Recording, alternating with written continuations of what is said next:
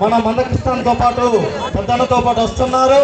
కావున ఒకసారి గట్టిగా జై మాదిగా నినాల అన్న చెప్పినట్టు ఇక్కడ కాలనీ వరకు వినపడింది. ఇప్పుడు మన పెద్దలకు వినపడాలి. మన వాళ్ళంతా మామూలు సార్ లేరు, మనం తొందరగా రావాలని చెప్పిన మళ్ళీ ఒకసారి గట్టిగా జై మాదిగా జై కృష్ణయ్య. పోరాటం ఈ పోరాటం ప్రతి మాదిగా బిడ్డపై పోరాటం. అవునా కాదన్నా? రేపు అన్న చేపట్టే దీక్ష 1,00,000 డప్పులు 1000 గొంతులు ప్రతి మాదిగ బిడ్డపై పోరాటం జరిగితే జరుగుతుందా? పోరాటం ఈ పోరాటం ప్రతి మాదిగ బిడ్డపై ఈ పోరాటం. పోరాటం పోరాటం మాదిగ బిడ్డల పోరాటం.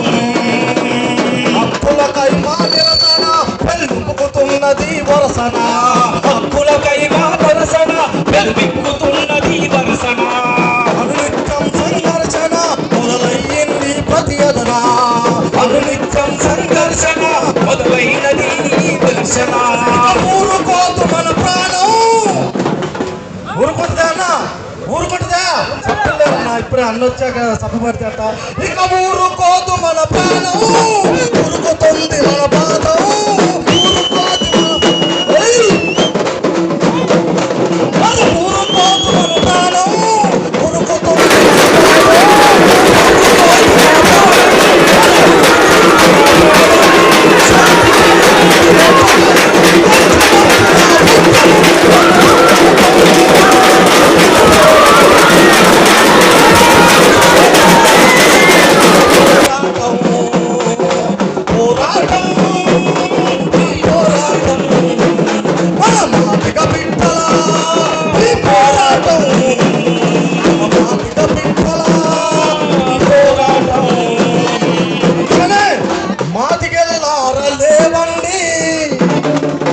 కృష్ణన్నతో కదలండి.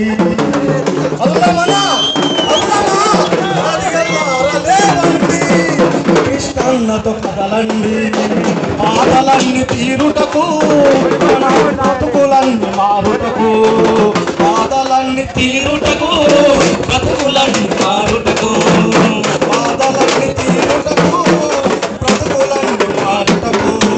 పద పదమని కదలండి, ప్రతి ఒక్కరు నడవండి. మాదిగల్లారలేవండి, కృష్ణన్నతో కదలండి. మాదిగల్లారలేవండి, కృష్ణన్నతో కదలండి. దగాపడిన దళితులందరూ అన్నా అందరు వినాలి. దగాపడిన దళితులందరూ ఈరోజు కాదు, మన 1,00,000 డప్పుల 1000 గొంతుల రోజున దగాపడిన దళితులందరూ తప్పు చీర పట్టండి. అన్న నాయకులే పెట్టారు మన కోసం. జయపూరన్న, సునీల్ అన్న, అంజన్న, టీడీ అన్న, అశోక్ అన్న కూడా కృష్ణతో పాటు అడుగులో దగాపడిన దళితులందరూ తప్పు చీర పట్టండి. దగాపడిన దళితులందరూ తప్పు చీర పట్టండి.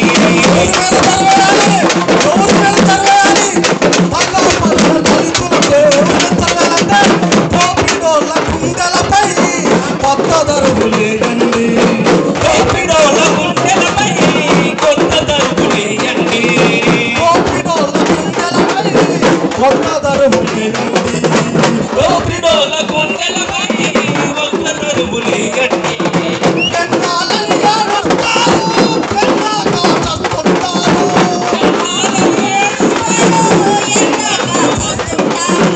ఎన్నాళ్ళని ఏడుస్తారు, ఎన్నాళ్ళ చస్తుంటారు.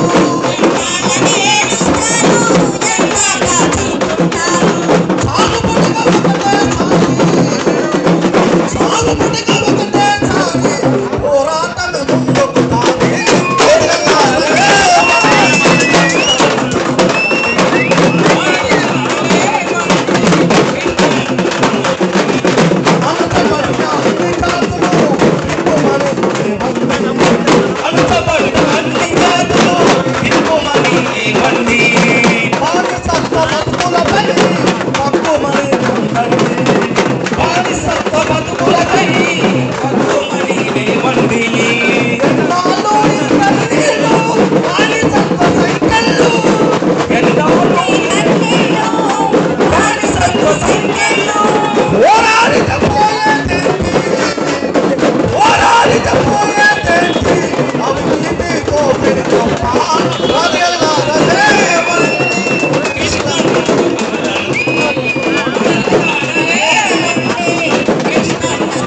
రండి. ఉన్న నా తల్లులు, అక్కలు, చెల్లెలు, కుల పెద్దలు, విద్యార్థులు, యువకులు, ఉద్యోగస్తులు, నా వికలాంగుల సమాజం, శ్రేయభిలాషులైన ఈ సభను జయప్రదం చేయడానికి వచ్చిన వివిధ రాజకీయ పక్షాల పెద్దలకు, పాత్రికేయ మిత్రులు, ఎలక్ట్రానిక్ సోదరులు, సోషల్ మీడియా మిత్రులందరికీ ఈ ర్యాలీని ఎంతో క్రమశిక్షణగా జరగడానికి సహకరించిన పోలీస్ యంత్రాంగ సోదరులందరికీ, పెద్దలందరికీ, ప్రతి ఒక్కరికి ముందుగా నా హృదయపూర్వక నమస్కారాలు తెలుస్తున్నాయి.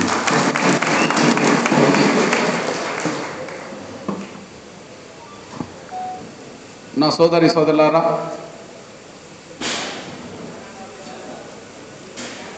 ఎస్సీ రిజర్వేషన్ల వర్గీకరణను సుప్రీంకోర్టు ద్వారా సాధించుకున్న మనం దాని అమలు కోసం మరొక్కసారి రోడ్డెక్కాల్సిన పరిస్థితులు ఏర్పడ్డాయి. ఆగస్టు 1, 2024న సుప్రీంకోర్టు రాజ్యాంగ ధర్మాసనం గౌరవ చంద్రచూడ్ గారి ఆధ్వర్యంలో చీఫ్ జస్టిస్ 7 జడ్జిలతో కూడిన రాజ్యాంగ ధర్మాసనం మాదిగలు చేస్తున్న పోరాటంలో న్యాయం ఉన్నది, ధర్మం ఉన్నది, ఎస్సీ రిజర్వేషన్ల వర్గీకరణ రాష్ట్ర ప్రభుత్వాలు ఖచ్చితంగా చేయవచ్చు అని చెప్పి ఒక స్పష్టమైన తీర్పు ఇచ్చింది. ఆ తీర్పు వచ్చి 4.5 నెలలు అయింది.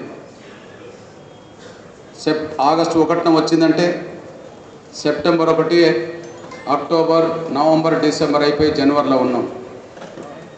4.5 నెలలు అయింది. అయినప్పటికీ ఈ రాష్ట్రంలో వర్గీకరణ ఇంతవరకు అమలులోకి రాలేదు.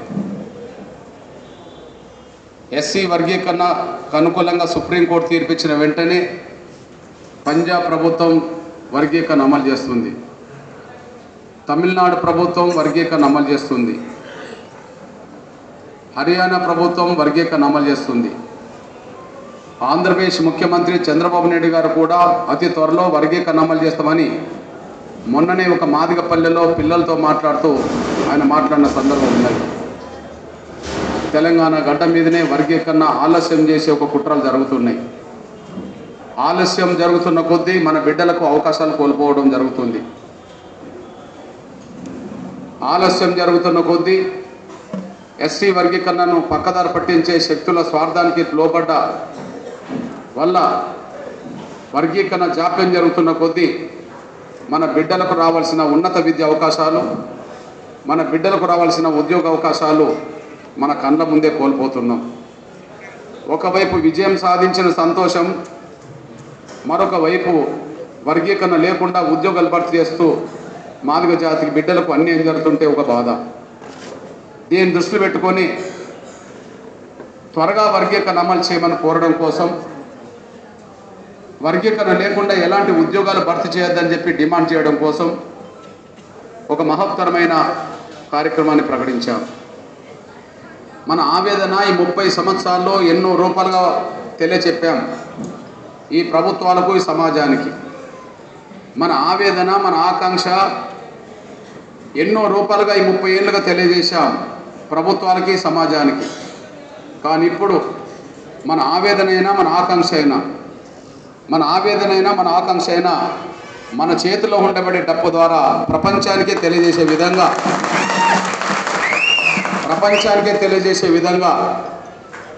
1,00,000 డప్పులతో మాదిగల గుండె చప్పుల్లో అనే ఒక మహత్తరమైన సాంస్కృతిక కార్యక్రమాన్ని ప్రకటించాం.